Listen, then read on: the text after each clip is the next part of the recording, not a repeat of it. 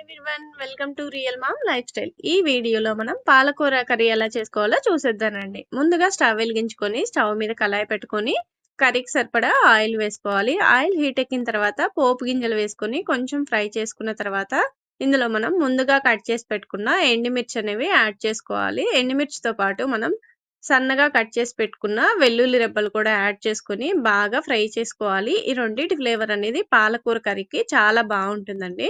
ఇప్పుడు ఇవి ఫ్రై అయిపోయిన తర్వాత ఇందులో మనం ముందుగా కట్ చేసి పెట్టుకున్న కరివేపాకు, అలానే ఒక పెద్ద సైజు ఉల్లిపాయ కూడా సన్నగా కట్ చేసి పెట్టుకొని యాడ్ చేసుకోవాలి. దీంతో పాటు పచ్చిమిర్చి కూడా సన్నగా తరిగి వేసుకోవాలి.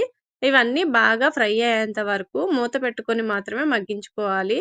ఇందులో మనం కొంచెం పసుపు, సాల్ట్ కూడా యాడ్ చేసుకొని మూత పెట్టుకొని ఒక 2-3 నిమిషాలు మాత్రం ఫ్రై చేసుకోవడం వల్ల గోల్డెన్ బ్రౌన్ కలర్లోకి వచ్చి ఆనియన్స్ బాగా ఫ్రై అయిపోతాయి. ఇప్పుడు మనం ఇందులో ముందుగా నానబెట్టుకున్న పచ్చిశనగపప్పు 2 టీ స్పూన్లు యాడ్ చేసుకోవాలి.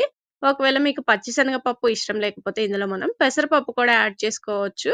ఇవి యాడ్ చేసుకోవడం వల్ల కర్రీ టేస్ట్ అనేది బాగుంటుంది మధ్య మధ్యలో తగులుతూ. ఇవి బాగా ఫ్రై అయిపోయిన తర్వాత ఇప్పుడు మనం ఇందులో ముందుగా కడిగి కట్ చేసి పెట్టుకున్న పాలకూర సన్నగా కట్ చేసుకొని యాడ్ చేసుకోవాలి. ఇది మూత పెట్టుకొని 2 నిమిషాల పాటు బాగా మగ్గించుకోవాలి.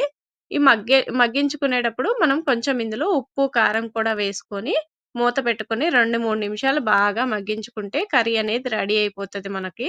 ఈలోపు మనం పొడుపు కథ మరొకటి తెలుసుకుందామా?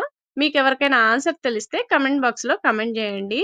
ఎర్రని పచ్చని చిన్నోళ్ళు వేలెడంతైనా ఉండరు కానీ కొరికితే మాత్రం ఆ కోపానికి మనం ఆగలేము, నోరు తెరవకుండా ఉండలేము.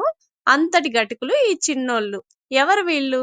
మీకెవరికైనా ఈ పొడుపు కథకి ఆన్సర్ తెలిస్తే కామెంట్ బాక్స్‌లో కామెంట్ చేయండి. నేను నెక్స్ట్ వీడియోలో మీకు ఆన్సర్ చెప్తాను. ఇప్పుడు మన కర్రీ అనేది మగ్గిపోయింది కదా! ఈ కర్రీలో మనం చిన్నగా కట్ చేసుకొని చింతపండు అనేది యాడ్ చేసుకోవాలి. అందులో 1 టీ స్పూన్ ధనియాల పొడి, 1 టీ స్పూన్ అనేది కొబ్బరి పొడి, అలానే పావు టీ స్పూన్ జీరా పౌడర్ వేసుకోవాలి. ఇవి యాడ్ చేసుకుంటే మన కర్రీ అనేది 2 నిమిషాలు మగ్గించుకుంటే రెడీ అయిపోతుంది. టేస్టీ కర్రీ రెడీ అయిపోయింది. నచ్చితే లైక్ చేసి, షేర్ చేసి, సబ్స్క్రైబ్ చేసుకోండి.